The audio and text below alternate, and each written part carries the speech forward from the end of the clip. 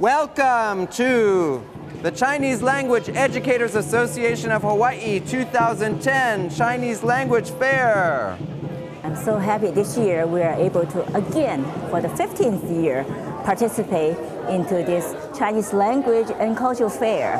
I'm here because I wanted to learn, have a new way of learning some Chinese. It's my first year in Chinese since I've been in high school. Here I can actually listen to Chinese and from a lot of different dialects, and there's other people speaking it, so it definitely I guess it increases my ability to listen to Chinese, and I think that's an important thing.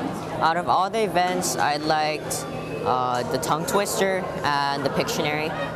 There's actually Chinese yo-yo where you use a string and then there's a yo-yo thing and you do this and play with the yo-yo, and that's pretty fun.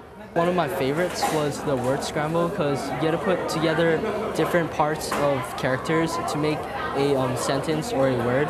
The game was like this. We cut the Chinese character into pieces by radicals or components parts, and then we ask the kids, the students, to put it back into the order, and which they can form a meaningful character.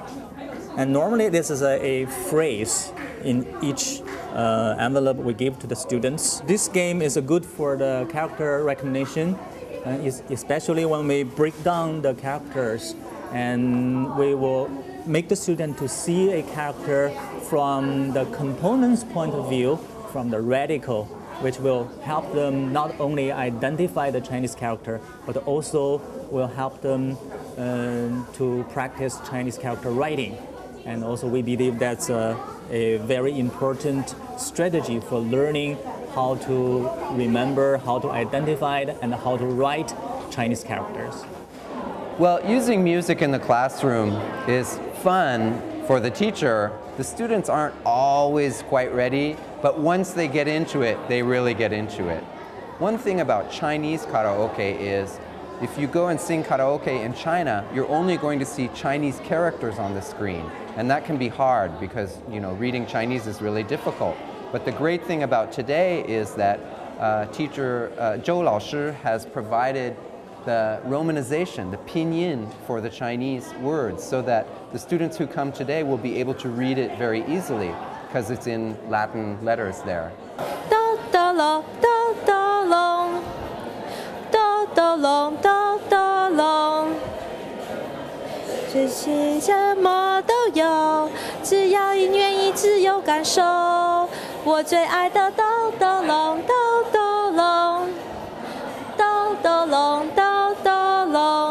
Everybody knows learning the language has to learn the culture. Culture is embedded with the language.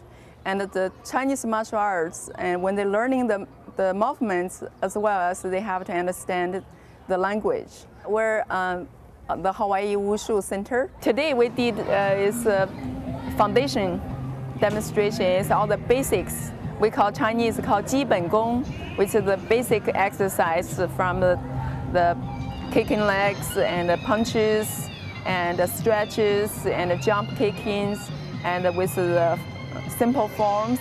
And also we did some weapons. All of those are part of the foundation as well as the national and the international Chinese martial arts competition form. My name is Ken Kang. I'm a senior instructor at the Jiyung International Martial Arts Dragon and Lion Dance Association. What we did today was perform what is called a freestyle lion dancing, where we did a short blessing in the beginning in the front of the school campus, and we went in and played around with the crowd to ward off the negative energy spirit and bring in the good energy for the school.